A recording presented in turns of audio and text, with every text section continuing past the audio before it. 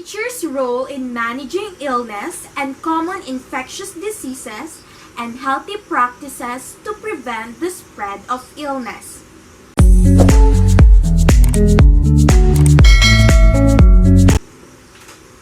Hey guys, welcome back to my channel. This is Megan Teacher Pauline, and today I will be discussing about the teacher's role in managing illness and common infectious diseases and healthy practices to prevent the spread of illness.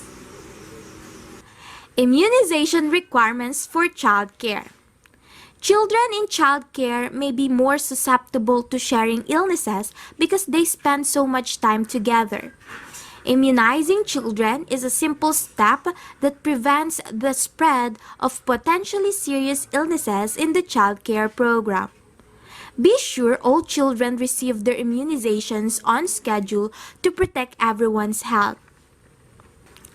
Most child care programs require that children be up to date on all immunizations. Parents who are enrolling their children in a child care program for the first time may have to supply a copy of each child's immunization records. Child care directors and family child care providers keep those records in each child's file to ensure that all children in the program are properly protected from diseases. Parents are responsible for keeping their child's record updated. Many child care programs request updated immunization records from parents once a year in order to be sure the information is current. Types of immunizations. The following are some of the diseases for which routine immunizations are available. Each immunization has its own schedule. Most immunizations require more than one dose to be effective.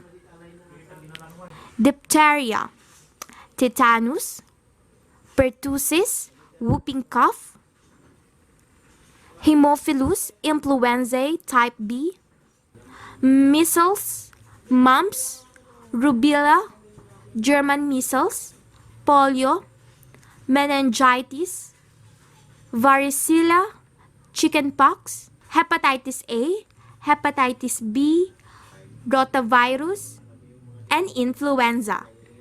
When to immunize?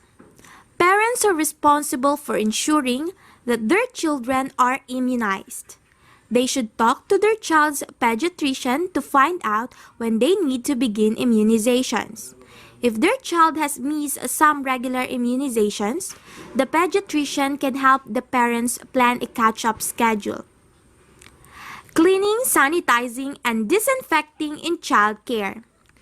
Keeping the child care environment clean is one of the best ways to help ensure that children stay healthy. Dirty toys, bedding, linens, eating utensils, and surfaces can carry and spread germs. Regular disinfecting should be a part of the routine in a child care setting. Getting things clean and reducing the spread of germs requires two different steps. First one, washing the item using soap and water. Be sure to rinse thoroughly. Second one, disinfecting the item. Cleaning removes dirt but does not kill all germs. To be sure germs are gone, you must disinfect them as well. The most common ways of disinfecting are as follows. You can disinfect with a bleach and water solution. A solution of regular household bleach and water is an inexpensive and easy way to disinfect surfaces and objects in child care programs. The amount of bleach and water to use depends on the concentration of the bleach you choose. You can use your dishwasher. Durable plastic toys can be washed in the dishwasher. High water pressure and temperatures do a great job of removing germs. You can use your washing machine. Washcloth toys, linens, and bedding in the washing machine. Add 1/2 cup of chlorine bleach to the wash cycle when washing color-fast material. For non-color-fast material, add 1/2 cup of non-chlorinated bleach. Remember that disinfecting is included in most states' child care licensing regulations. Different states have different rules about disinfecting solutions, water temperatures, and the use of dishwashers. Be cautious about using commercial disinfectants. Not all cleaning chemicals are safe and appropriate for use in a group childcare setting. Here are some cautions to be aware of. Products that meet the Environmental Protection Agency's (EPA) standards for hospital-grade germicides, solutions that kill germs, often are promoted for use in childcare. But many of these products are dangerous and potentially even toxic to children. It is important to read product labels carefully. Do not use cleaning products that carry a danger or a corrosive label warning in your childcare program. Be cautious about commercial or industrial products that advertise themselves as disinfectants having germicidal action or being able to kill germs. Often these products carry a warning label on the front of the container because they are toxic.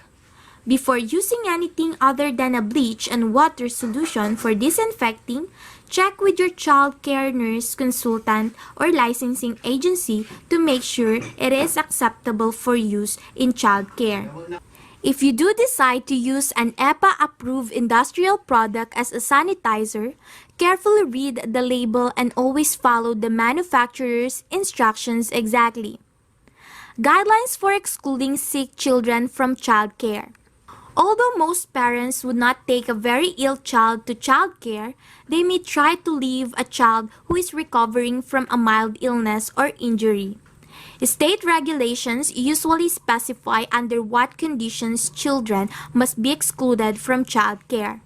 Child care programs should provide parents with information to help them clearly understand state regulations and their policy on sick children. When deciding whether to accept a child who has been sick, it is important to consider three factors. First one, is the child still contagious? Unfortunately, this is a difficult question to answer. Germs may have already spread to other children via urine, stools, nasal drip, or saliva before visible signs of illness appear. For example, cold germs can be spread a few days before a child shows symptoms of being sick. By the time the cold symptoms appear, isolating the child may not prevent the infection from spreading since the other children have already been exposed. However, other illnesses such as diarrhea, strep throat, and eye infections usually spread after symptoms occur. In these cases, the child should be isolated for the first 24 hours of treatment or until the symptoms disappear. The best way to determine if a child is still contagious is to check with the child's doctor. Second one, can you give the child the care needed? Recovering children may still need extra care. They may be irritable and whine or cry frequently. They often need to sleep for longer periods of time, and they may not be able to participate in activities you have planned. They may also need to have their temperature monitored and given medication at certain times. If you cannot provide this level of care, it is best not to take the child, even if the child is no longer contagious. Third one, can you provide a safe and stimulating environment for other children while also meeting the needs of the recovering child? If you have many children to care for, it may be difficult for you to meet everyone's needs. In this case, it is best not to care for the recovering child. The other children have a right to a stimulating and safe day. It is not fair for them if you must give all your attention to a sick child. It is often hard for working parents to balance work and family life when children are sick. Be sure to be clear about your policy on sick children during the initial interview. This will encourage parents to develop an alternative plan for times when their child may be sick. You can help parents by providing the names of community services or other childcare providers who care for sick children. This will often keep parents from pressuring you to accept a sick or recovering child. We all feel compassion for sick children and their parents. But childcare providers also need to decide whether caring for a sick child is fair to that child, to the other children and their families, and to you and your family. Preventing the spread of germs during toileting. Learning to use the toilet is an exciting process for young children. Childcare providers can make toilet learning smoother and prevent the spread of germs from one child to another by remembering these basic toilet learning do's. Consider a potty attachment instead of a potty chair. A potty attachment has a smaller seat that snubs on the regular toilet. Attachments are more sanitary than potty chairs. Remove urine deflectors because they can cut the child. Clean and disinfect potty chairs. If you choose to use a potty chair, you must empty the chair. Clean thoroughly and disinfect after each use. Clean the entire chair with a spray bottle of soap and water. Wipe clean with paper towels and then spray with a solution of bleach water to disinfect the chair. Keep supplies handy. Have all supplies needed in the bathroom with you. Clean diapers or pull-ups, wipes, gloves, and clean clothing. Assist the children as needed. Children often need help removing diapers or pull-ups, getting on the seat, getting toilet paper, wiping, and getting off the seat. Gloves are recommended with assisting children with wiping. Your help in removing pull-up diapers may help to keep things clean. Use a hands-free plastic-lined trash container. You may need the trash can for soiled diapers or pull-ups, wipes, and gloves. Show children how to use this type of trash container as well. Using a trash container with a foot pedal reduces the chance of spreading germs from the container to your hands.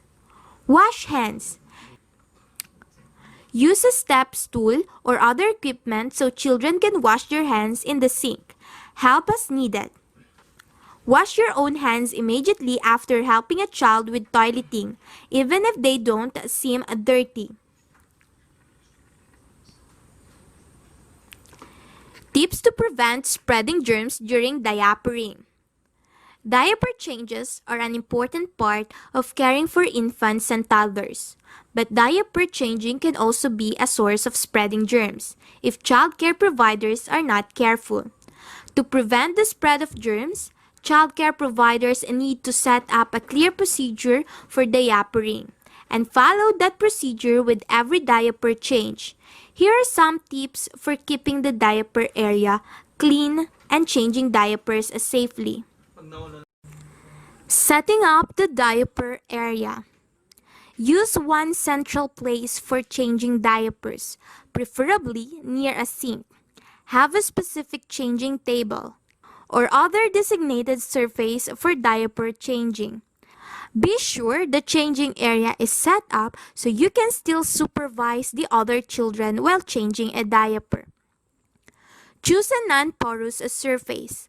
The surface of the changing area needs to be non-porous so it can't absorb any contaminants, no seams, quilting, cloth belts, or cracks, and can be thoroughly cleaned and disinfected. An example would be a hard plastic or laminate-like a countertop. Select a surface with a raised edge. This will help keep the children from falling off. A raised edge of 6 inches is ideal. Store all diapering supplies and extra clothing in the area, but not on the diapering table. You will need diapers, disposable wet wipes, plastic bags for soiled clothing, extra clothing, a spray bottle with soap and water, and one with bleach solution or other disinfectant, disposable paper towels, and a covered plastic-lined trash container. Store these items off the actual diapering table, but within arm's reach. Avoid changing diapers on the floor. Babies often wiggle off disposable coverings. It is very difficult to keep the floor free from contamination. This is especially important for other children who sit or crawl on the floor. Keep the diapering area separate from all food preparation areas. Germs from the changing table can infect food and utensils and spread illness. The diapering area should never be used for food preparation, storage, or drying dishes. Some childcare programs recommend that different people be responsible for changing diapers and for serving food on any given day. Diapering tips to avoid spreading germs. Cover diapering surface with disposable paper. Paper towels, wax paper, clean paper bags, or butcher paper are inexpensive choices for covering the diaper change surface. Remove all wet wipes from the container ahead of time. Do this before you undress the child to avoid contaminating the container. Have empty plastic bags ready. Use this for diapers and soiled clothing. Using empty bread bags or plastic grocery sacks will cut down on odors. Use disposable latex gloves, especially if the child has diarrhea or another illness. Many child care providers use gloves for all diaper changes. Always wipe from the front of the child to the back. Use a new wipe each time. Be sure to clean all cracks and creases in the child's skin. Remove gloves by turning them inside out. Grab the middle of one glove with the other one and pull it off. Slide your ungloved hand inside the edge of the second glove and pull it inside out over the first glove. This will keep contamination inside the gloves and off your hands. Be careful not to touch the soiled glove with your bare hand. Remove gloves before putting on the clean diaper. This will prevent you from spreading germs back to the child. Use a covered plastic-lined trash can with a foot-operated lid. Using your hands to open the trash contaminates the can and your hands and is an easy way to transmit germs. Limit handling of soiled cloth diapers. If reusable cloth diapers are used, put the soiled cloth diaper and its contents without emptying or rinsing to prevent contaminating yourself in a plastic bag or sealed plastic container to give to parents at the end of the day. Do not dump out diaper contents into the toilet. If the diaper has a waterproof cover, change both diaper and cover and do not reuse the cover until it has been laundered. Wash and disinfect the diapering table after every use. Once the table is clean, disinfect by spraying the table with a solution of bleach and water and allow it to stay on the surface for at least 2 minutes. Wipe clean with a paper towel. If the sink being used for hand washing also is used for food preparation or other purposes, it must be cleaned and disinfected with a bleach solution after each use. Childcare providers can reduce the spread of germs by keeping the diaper area and by following these diapering tips and guidelines every time you change a diaper. Thank you for listening. For more related videos about this topic, don't forget to subscribe to my channel. Bye!